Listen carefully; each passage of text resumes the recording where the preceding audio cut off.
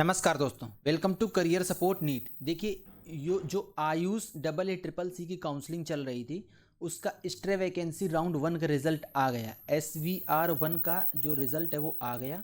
तो SVR1 का cut of क्या रहा है वो मैं आप लोगों के सामने डिस्कस करने वाला हूँ कैटेगरी वाइज। मैं गवर्नमेंट और गवर्नमेंट एडेड कॉलेजेस दोनों कॉलेजेस के लिए BAMS, BHMS और BUMS इन तीनों के लिए आपको कट ऑफ बताऊँगा।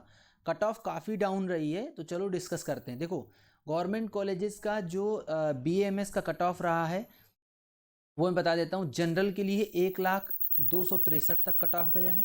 OBC का 1,01,892 गया। EWS का 1,03,48, SC 2,58,985 और ST 3,19,729। ये BAMS का कट ऑफ है गवर्नमेंट कॉलेज के लिए। अब बात कर लेते हैं BHMS का क्या कट ऑफ गया है। तो BHMS का कट ऑफ रहा है वो 1,75,831 for unreserved category, 2,16,043 for OBC, 2,56,263 for EWS, 2,35,554 for SC, 2,50,554 for SC, 3,96,261 for ST। ये BHMS का कट ऑफ रहा है फॉर गवर्नमेंट कॉलेज।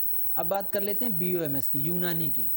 1,48,019 रहा है अनरिजर्व कैटेगरी का, 2,35,758 रहा है OBC का, 2,07,279 रहा है EWS का, 4,62,002 रहा है फॉर SC, 5,51,707 रहा है फॉर ST।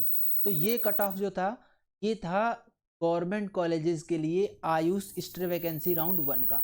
अब बात कर लेते हैं सेमी गवर्नमेंट कॉलेजेस की, जिनको हम लोग बोलते हैं एडेड कॉलेजेस। तो उनकी मैं बात करता हूं तो उनको भी आप लोगों को कट ऑफ दिखा देता हूं। उसका गवर्नमेंट एडेड का क्या कट ऑफ रहा है तो उसकी बात कर लेते हैं। फिर देखो, जो गवर्नमेंट एडेड कॉलेजेस का जो कट ऑफ रहा है उसका रहा है जनरल के लिए 1,03,967 government aided BAMS OBC 1,05,431, EWS 1,10,869, SC 2,69,059, ST 3,31,713। तो ये कट ऑफ रहा है जो कि गवर्नमेंट एडेड BAMS के। तो चलो अब बात कर लेते हैं गवर्नमेंट एडेड BHMS का क्या कट ऑफ रहा है। जो BHMS का कट ऑफ रहा है वो मैं आप लोगों के सामने भी डिस्कस कर देता हूँ कि BHMS का क्या कट ऑफ रहा है। जो BHMS का कट ऑफ रहा है जनरल कैटेगरी के लिए वो 2,11,626 रहा है। जो OBC कैटेगरी के लिए आया है वो 2,15,742, EWS के लिए 1,49,510, SC के लिए 3,45,255 और ST के 4,58,429। ये गवर्नमेंट एडेड BHMS का कट ऑफ रहा है। जो BUMS गवर्नमेंट एडेड का कट ऑफ रहा है वो 2,34,098 रहा है। ये अनरिजर्व का कैटेगरी का रहा है। तो ये जो कट ऑफ था ये स्ट्रे वैकेंसी राउंड 1 का था। इसका ऑलरेडी रिजल्ट आ चुका है। आप लोगों को एलिजिबल, इनएलिजिबल इन सब के कैंडिडेट्स की लिस्ट आपको मिल जाएगी। जो इनएलिजिबल कैंडिडेट की लिस्ट आई है उसमें जिनको सीट अलॉट हो गई है उनका भी नाम हो सकता है। अब इसका मतलब ये नहीं कि जिन लोगों को इनएलिजिबल में नाम आ गया है उनकी सब की सिक्योरिटी मनी वापस आ जाएगी या सब की सिक्योरिटी मनी जब्त हो जाएगी, ऐसा कुछ कंफर्म नहीं है। एज पर रूल अगर आपकी सिक्योरिटी मनी जब्त होनी चाहिए तो आपकी सिक्योरिटी मनी जब्त हो जाएगी। अगर आपने सब कुछ एज पर रूल किया है तो आपकी सिक्योरिटी मनी रिफंड हो जाएगी। ठीक, वो आपको देखना होगा कि क्या होगा। अब थोड़ा सा बात कर लेते हैं स्ट्रे वैकेंसी राउंड 2 की।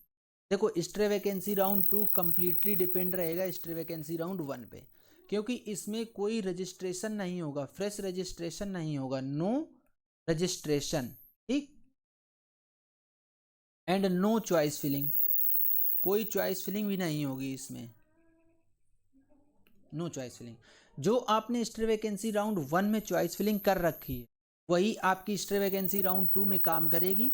और इसके लिए जिसने स्ट्रे वैकेंसी राउंड 1 में रजिस्ट्रेशन कर रखा था वही स्ट्रे वैकेंसी राउंड 2 में रजिस्ट्रेशन कर सकता है। जिसको स्ट्रे वैकेंसी राउंड 1 में सीट मिल गई वो राउंड 2 में पार्टिसिपेट नहीं कर पाएगा। जिसको सीट नहीं मिली वही स्ट्रे वैकेंसी राउंड 2 में पार्टिसिपेट कर पाएगा।